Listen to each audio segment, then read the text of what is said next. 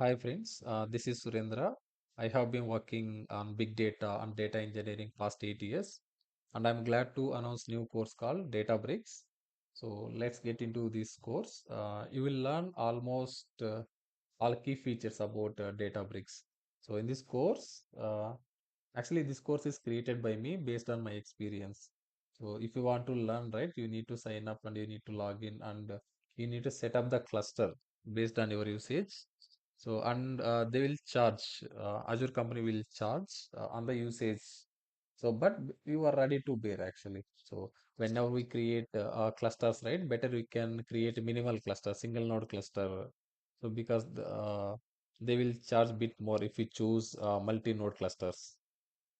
And if you learn this course, you can work on data related projects and you can work as a data engineer, you can work as a data scientist, you can work as a data analyst. So coming to the coming to the introduction of Databricks. So actually, Databricks is a cloud-based platform for big data engineers, data science, and data analytics. So that combines the capabilities of Apache Spark with advanced machine learning and data processing capabilities. And it provides a unified analytics platform that allows the data engineer, the data scientist, the business analyst to collaborate and work efficiently with large data sets. When we deal with huge data like petabytes of data, terabytes of data, you need to work as a big data engineer. That time you can work efficiently with large scale data sets in Databricks platform. So let me log in into the Azure portal and I will show you one by one. So today I will cover these topics which I have mentioned here. So let me log in into Azure portal.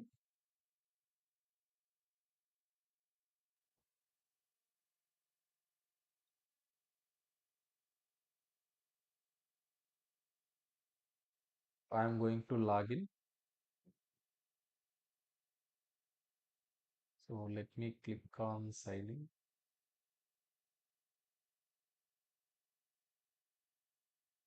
It will directly go to Azure portal. So it is appearing for me, Azure Databricks, but in your case, it is not appearing. You can go to search bar. So here just you can mention Databricks.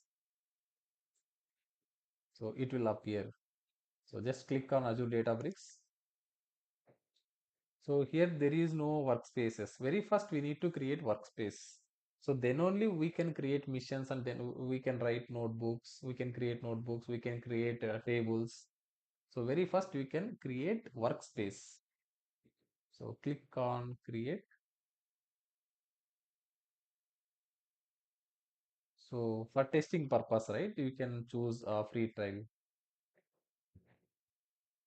Here we have Databricks demo already. If you don't want to use existing one, you can create new one, demo one.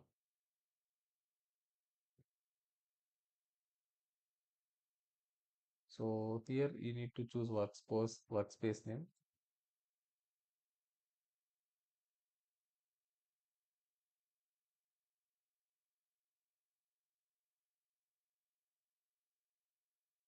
So coming to the reason, you can choose any reason that you want. I have chosen East US default one and the price tiering. So here we have three options: standard, premium, trial, premium. But I want to choose standard one. I want to choose minimal one. I don't want to go with premium. So next, click on networking. So here we can see two options. Just you can ignore this one. Just click on no and no. Click on next encryption. No need to select anything here. You can keep it default one. Click on security and compliance. Here also no need to do anything here. Just click on tags.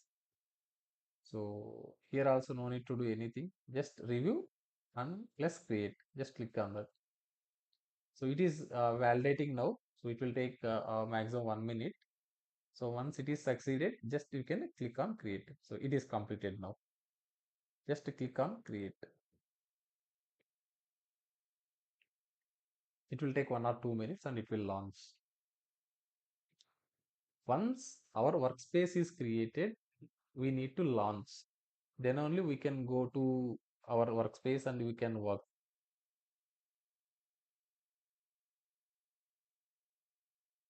So workspace is being created now. It is in progress.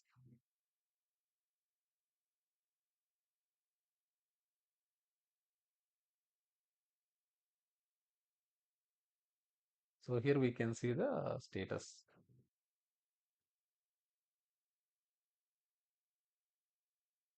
So again, if you go to Azure Databricks,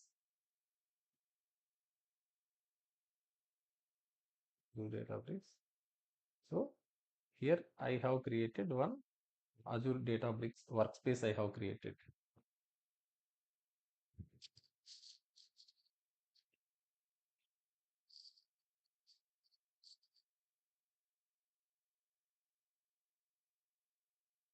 It will take 1 or 2 minutes. Let's wait. Once it is created, here one message will appear that launch workspace. Until then, we need to wait.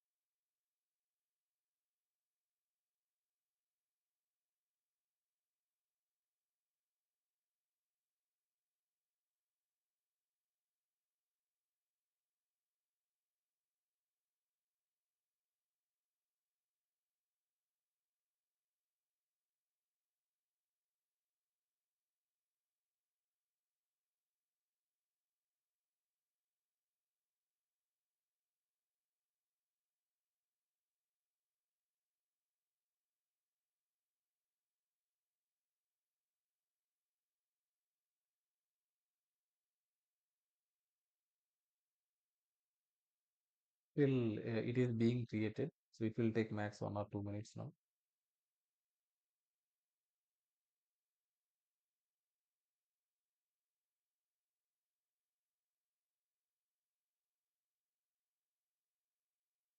Yeah, it is created. We will go to Databricks again. So here we can see the workspace which I have created. Let me click on that. If I scroll down, here we can see that launch workspace. So I am going to click on launch workspace. It will directly go to our workspace.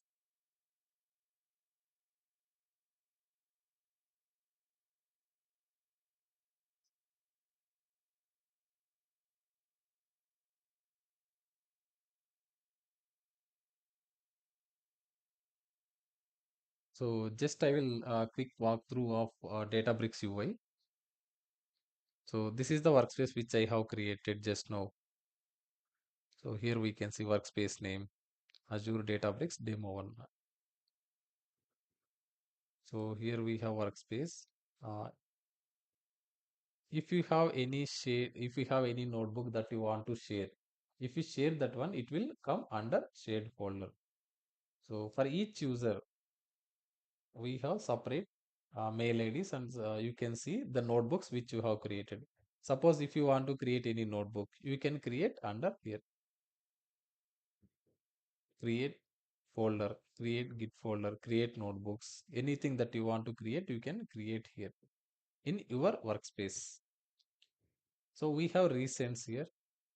So anything, any item that you have used recently, so it will come under in recents. So next, so first I will go to new. In new we can create notebook that we want, Git folders we can create, data. Suppose if you upload any files in DBFS, so that data you can see here, and cluster.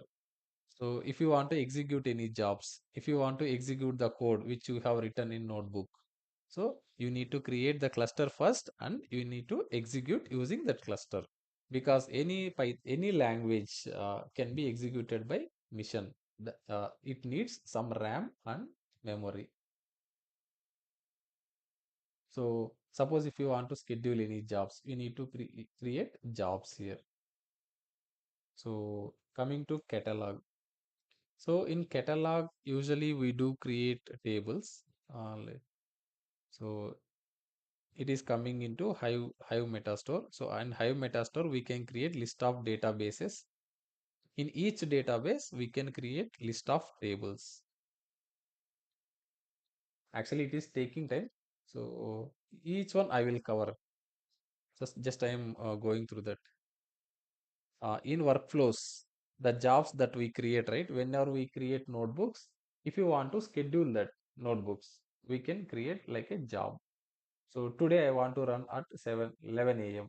Tomorrow I want to run at 11 a.m. Same time on schedule basis. That time we need to create workflows. We need to create job to execute the notebook. The notebook contains script that we have written. So next we have compute. Under compute, here we can create clusters. So far there is no cluster here. If you want to use, we need to create a cluster here. So just click on that and we need to create cluster.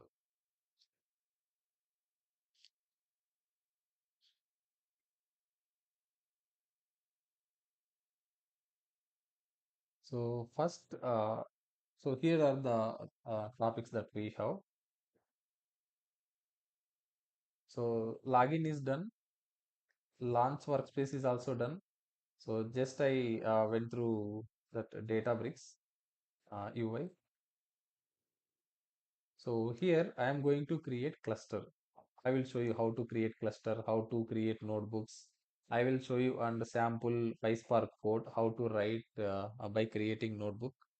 So how to import that notebooks that we have written. So how to terminate the cluster, how to delete workspace as well. First, I will go through create cluster. So if you want to create the cluster, here we need to create compute. So I want to choose single user. I want to choose minimum one. So here we can see Spark versions that we want to use. So Spark 3.5, I want to choose. This is the latest one.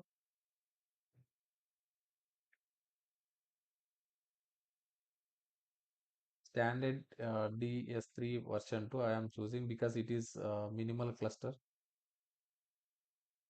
If you want to choose, you can choose maximum clusters as well, but they will charge bit more.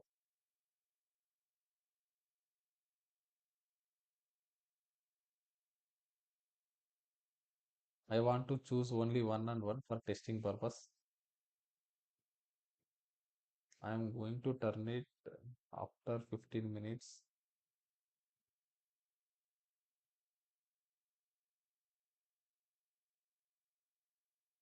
So I don't want to choose multi-node here. I want to choose single node.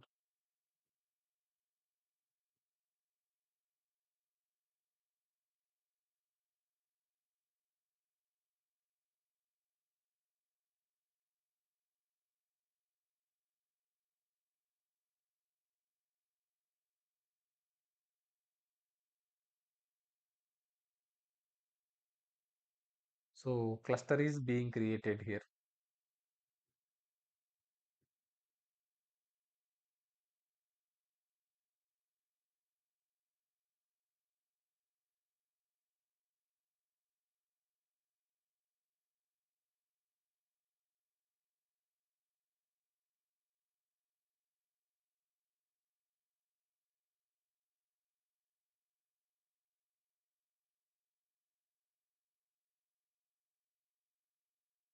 I think it will take 4 to 5 minutes. Let's wait.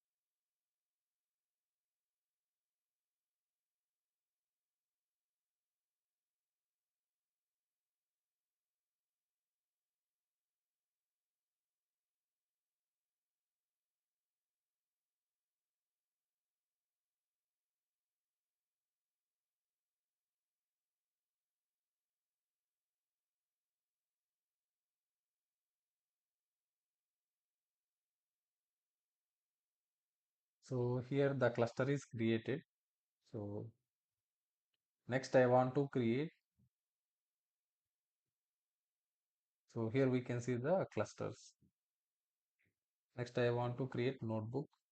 So if I want to create notebooks, we can go to workspace. So here click on workspace under our users. Under this one, I want to create notebook.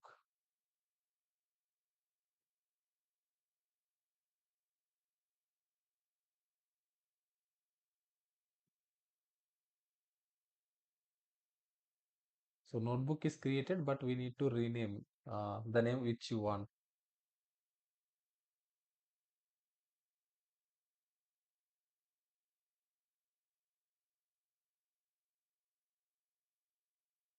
Class 1 I have mentioned.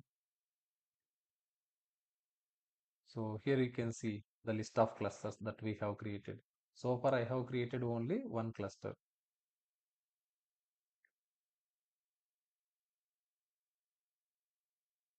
So in this notebook, whenever we create the notebook, by default it is showing Python. So if I click here, we can write four languages: Python, SQL, Scala, and R language. By default, it is showing Python. Suppose if I want to use SQL only, just click on SQL and confirm. Suppose if I want to write Scala code, I am very familiar with Scala code. So that time I will click on Scala and I will write Scala code. Well, a equals to 10, like that. Suppose if I want to, if I'm familiar with R language, then I will select R and I will write R programming. So, but I want to use Python. So here we can write Python program.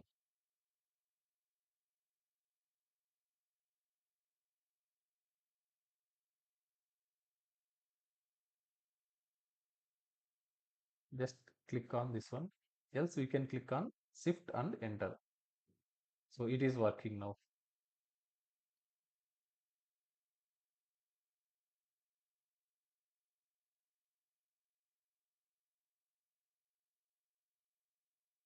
So I want to test PySpark program here, whether it is working or not. So if I want to test PySpark, right? One more thing I want to tell you here, whenever we create this cluster, by default, Spark is created. So because when we create a cluster, right, we have chosen already the Spark version that we want, like 3.5.0. It was showing and it is created. So if I want to use Spark, so in traditional tools like PyCharm, VS Code, so we need to import that Spark session and we need to create Spark session. Then only we can use that Spark session. So here, no need to create Spark session. By default, it is available. So directly we can utilize them. Suppose I want to create RDD. Since Spark session is available, I want to choose that one. Uh,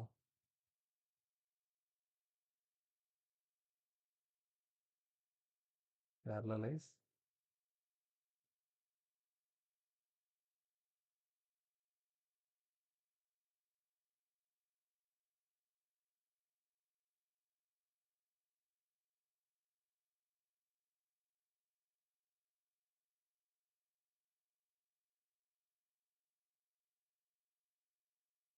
So here we can see this is Spark code, piece of code. So Spark is also working.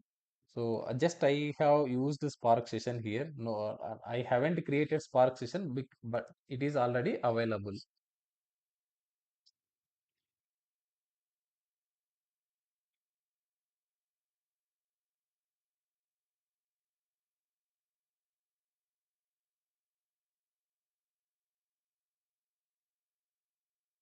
Suppose I will talk about some magic comments that we have. Suppose currently I am in Python. I want to write SQL query. How I need to write? Just we need to mention SQL. So there we can write select queries. Select star from emp table, like that we can write. Suppose if I want to write, so this is the way we do write SQL queries. If I want to use Scala, so no need to change here, just we can use magic commands. Scale, well, a equals to 10.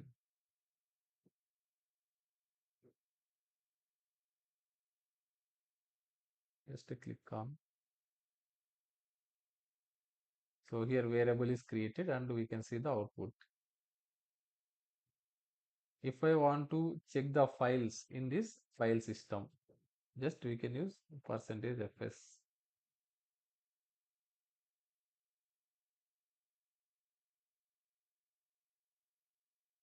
Now we can see list of file folders we have.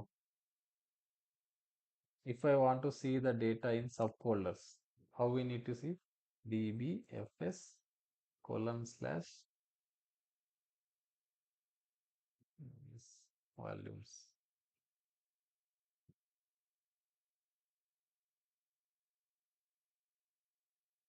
Mm,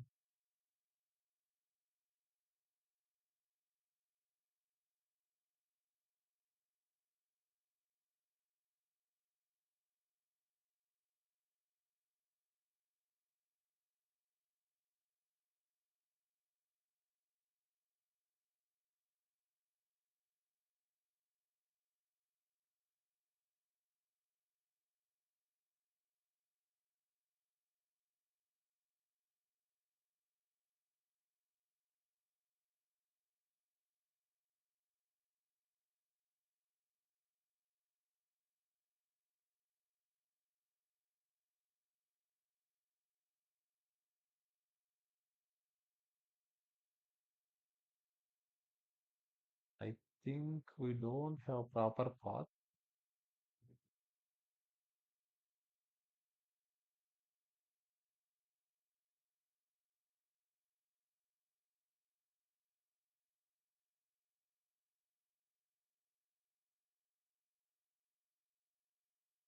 So, but this is the way we do right actually.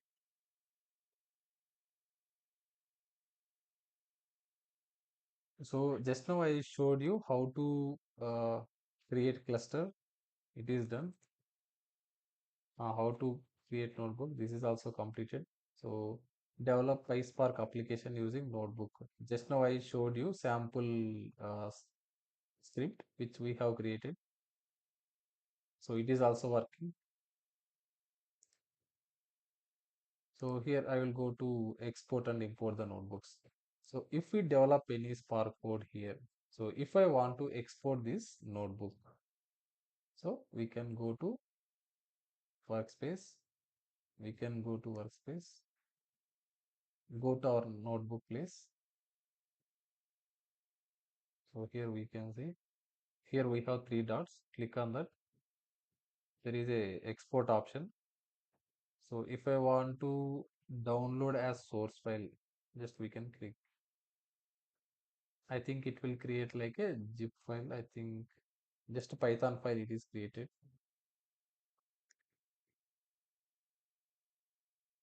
So just a Python file, open with.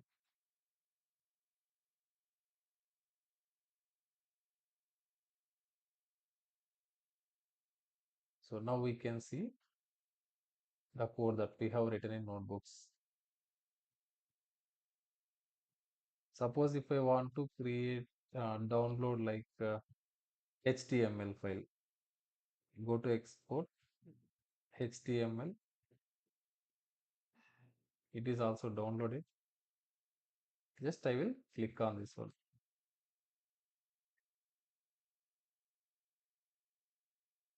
So it is showing. So it is not editable actually. It is a HTML file. Everything we can see, even errors also we can see here.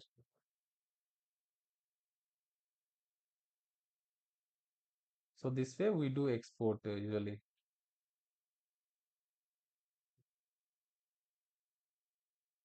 So If I want to import same notebook again, so there are notebooks which we have in our local mission. If I want to import into our environment, like our workspace, I can go here. I will right click, I'll import file, right? Here we can use drag and drop. Else we can click on browser, browse, go to download, go to Python,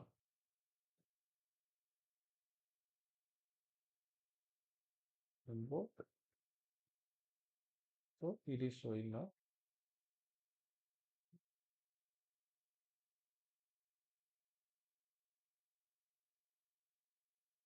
So just I want to choose the cluster that I have created.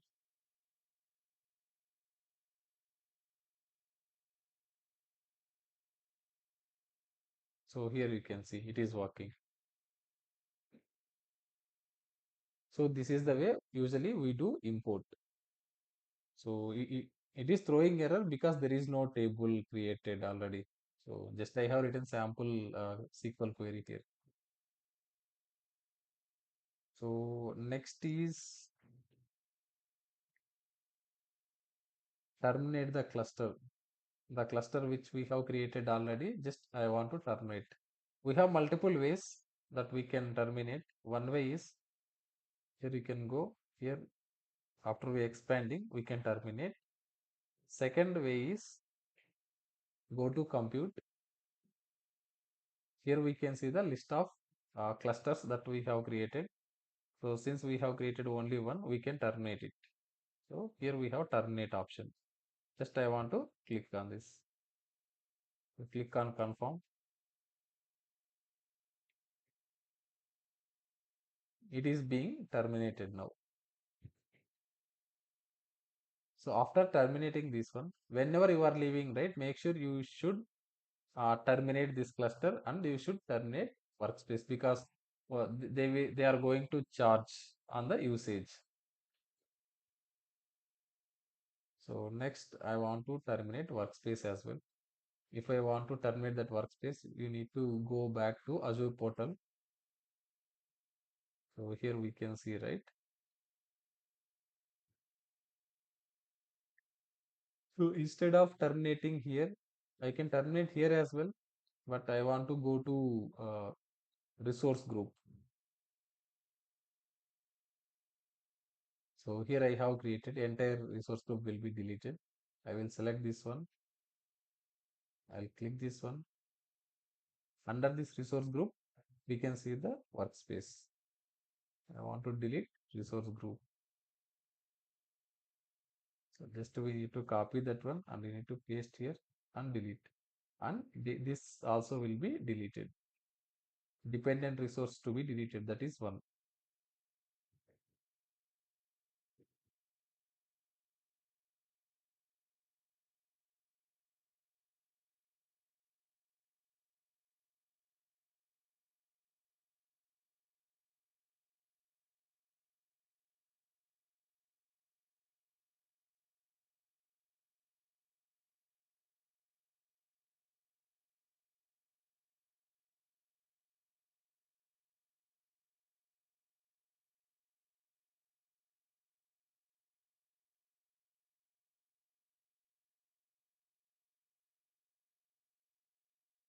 So it is being deleted.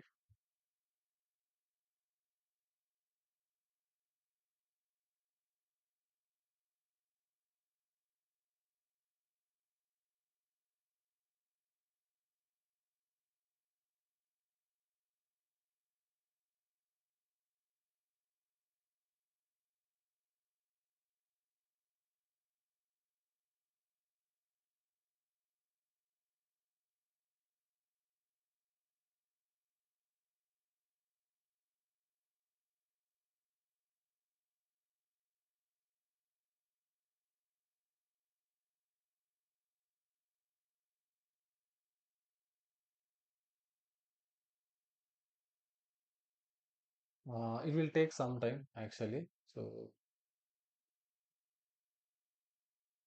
in today's session, I have covered almost all topics which I have mentioned here.